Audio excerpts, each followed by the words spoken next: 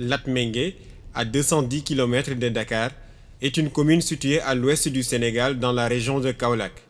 Avec une population de 40 000 habitants, dont plus de 18 000 femmes qui s'adonnent en général à la production agricole. Ces femmes parcourent plus de 2 km entre les puits et les champs. Avec le PARIS, projet d'appui régional à l'initiative pour l'irrigation au Sahel, un budget de 300 millions de francs CFA est destiné à 9 sites dans la région de Kaolack pour appuyer les maraîchères de la localité avec des coûts de 10 à 12 millions de francs CFA à l'hectare. Le principal problème, c'est la pénibilité des travaux.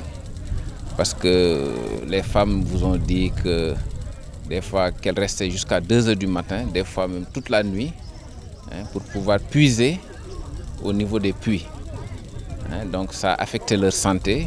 Elles n'avaient plus de temps pour autre chose. Mais aujourd'hui, avec un système comme celui que nous avons ici à Keur Samba Gueye, un périmètre irrigué par aspersion avec un système solaire, donc réduit considérablement cette corvée au profit des femmes.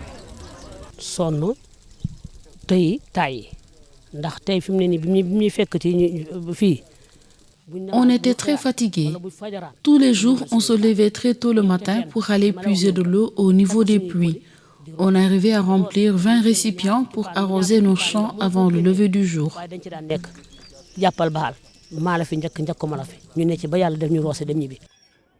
Pour diminuer la pénibilité du travail des femmes, le PARIS va aménager 22 hectares de périmètre maraîcher au profit de 600 femmes des régions de Thiès, Fatick et Kaolack.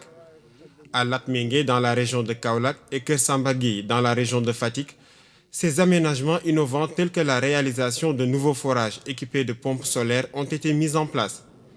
Ces nouveaux équipements permettront d'alimenter un réseau d'irrigation par aspersion ou par goutte à goutte. Aujourd'hui, vous savez que l'agriculture pluviale a ses limites. Notamment, il y a une répartition, en tout cas illégale de la pluviométrie. Et dans le temps aussi, la répartition n'est pas tout à fait, en tout cas, normale sur l'espace au niveau national. Et donc, il faut miser sur l'irrigation. Le choix des sites d'intervention pour accueillir le projet n'est pas fortuit. Ils sont retenus sur la base de la disponibilité potentielle des ressources en eau, la disponibilité et la sécurisation foncière, l'aptitude culturelle du sol et l'accessibilité du site. À Keur Samba Gueye et Latmingué, 2 GIE, groupements d'intérêt économique de 80 femmes, ont été choisis par le projet avec leur possession 1 hectare de surface maraîchère pour pratiquer l'agriculture hors hivernage. L'intérêt, c'est que vous avez dû le constater, nous sommes dans un pays agricole, en tout cas qui a une vocation agricole et qui, pour l'instant, se contente essentiellement de la saison pluvieuse, en tout cas pour faire sa production agricole. Et c'est dans ce sens, effectivement, qu'il est retenu par les plus hautes autorités de ce pays de développer sensiblement l'irrigation, en tout cas dans toutes les régions du Sénégal. Dans les différentes zones d'intervention prioritaires du projet, notamment dans le bassin arachidier, le PARIS a procédé à la réhabilitation de périmètres irrigués villageois et à la réalisation de nouveaux bas-fonds. Ainsi, la mise en place d'un programme d'ancrage dans cette partie du bassin apporte un nouveau souffle à l'horticulture. Voilà à Kermamoulo où on ne connaissait que l'activité sur les cultures pluviales, comme beaucoup au Sénégal. Cette activité est passée de 3 mois ou 4 à 12 mois sur 12 maintenant. Pour passer à une agriculture 12 mois sur 12, le PARIS entend régler la question de la disponibilité de l'eau. Ainsi, plusieurs types d'irrigation dans les différentes zones d'intervention du projet sont en cours d'installation pour l'arrosage régulier du sol. Nous avons le système californien, le système goutte à goutte et le système par aspersion. Mais exclusivement au niveau donc, du programme d'ancrage, la phase pilote, nous avons les systèmes par aspersion et le système goutte à goutte que nous avons aujourd'hui au niveau du site de Keur Mamourlo. Maintenant, on ne fait presque plus d'efforts. On observe juste ce nouveau système d'irrigation par aspersion qui fait presque tout pour nous. On ne voit presque plus une femme tenir un seau d'eau pour arroser son champ. C'est vraiment formidable. Dans ces différentes exploitations maraîchères visitées, plusieurs variétés de légumes sont récoltées par les femmes. Des variétés qui, selon elles, présentent plusieurs atouts pour assurer la fourniture des marchés en légumes. Le projet vient certes de démarrer, parce que l'exploitation, en réalité, la première campagne, c'est en contre-saison prochaine, à partir d'octobre. Mais vous avez vu ce que vous avez trouvé. Vous avez trouvé du gombo, vous avez trouvé du piment, des pépinières. Donc l'activité a démarré. Et là où c'est intéressant, c'est que c'est elles-mêmes, les dames membres du groupement, qui ont décidé, pour l'inauguration, avant qu'on inaugure la ferme, de démarrer cette activité. Donc, elles ont vu, vous avez vu des pépinières d'espèces forestières qui vont être utilisées dans le reboisement pendant cet hivernage. L'hivernage est arrivé. Donc, on trouve déjà notre compte avec ça.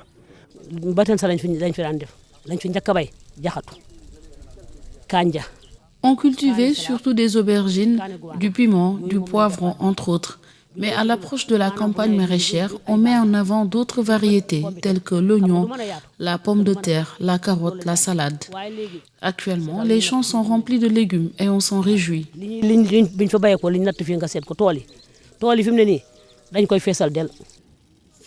Après le défi de l'irrigation, l'autre objectif des bénéficiaires reste l'optimisation des rendements agricoles afin de voir le revenu à la hausse.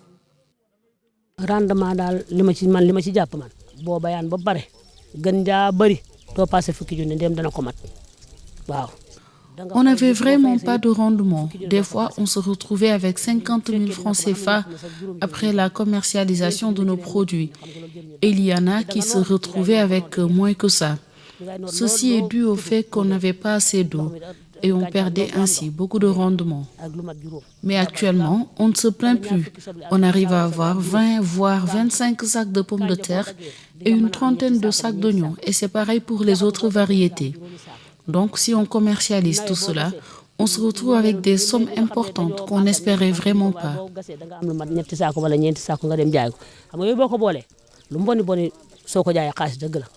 C'est des systèmes aussi qui permettent d'avoir plus de productivité. Donc là aussi, elles vous l'ont dit.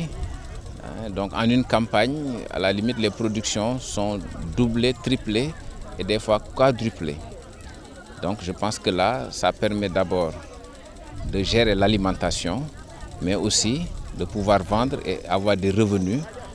Et ça permet véritablement de réduire la pauvreté dans la zone. Nous mettons le cap sur la commune de Keur Samba Gueye dans la région de Fatick. Ici, la verdure renseigne sur le début d'hivernage dans cette partie du Sénégal. Au milieu de ces terres agricoles à perte de vue, se dessine un autre périmètre maraîcher. Celui-ci se démarque des autres de par son système d'irrigation par aspersion.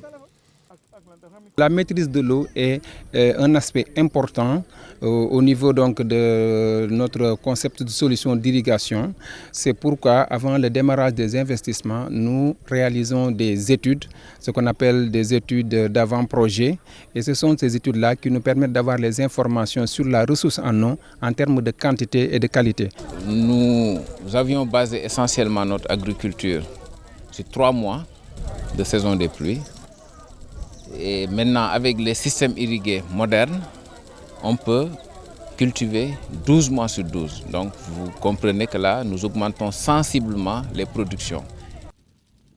Dans cette commune de Keur Samba Gueye, l'horticulture n'est pas seulement l'affaire des femmes. Au milieu des périmètres maraîchers, consultant les plants de tomates avec Munici, un homme attire notre attention. Malik Ndao a tenté l'immigration clandestine il y a quelques années. Découragé par les difficiles conditions de vie auxquelles il était confronté en Espagne, il est revenu dans son pays. Ce père de famille de 3 enfants s'est reconstruit dans l'agriculture avec quelques lopins de terre qu'il cultive dans sa localité.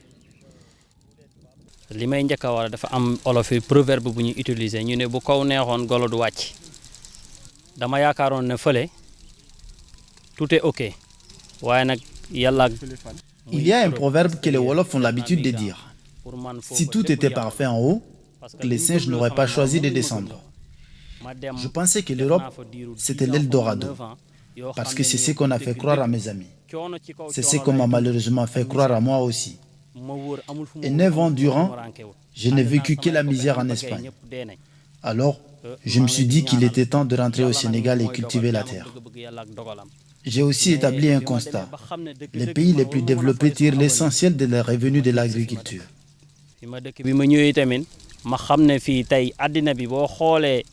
Les pays qui sont plus développés, c'est une racine principale moy bay. Aujourd'hui, le souhait le plus cher de Malick Ndao est d'acquérir d'autres parcelles pour augmenter son rendement annuel. Avec l'appui du Paris sur le plan hydraulique, il a su optimiser son rendement en oignons cette année. Masha'Allah, ñu ngi ci gis suñu bopp.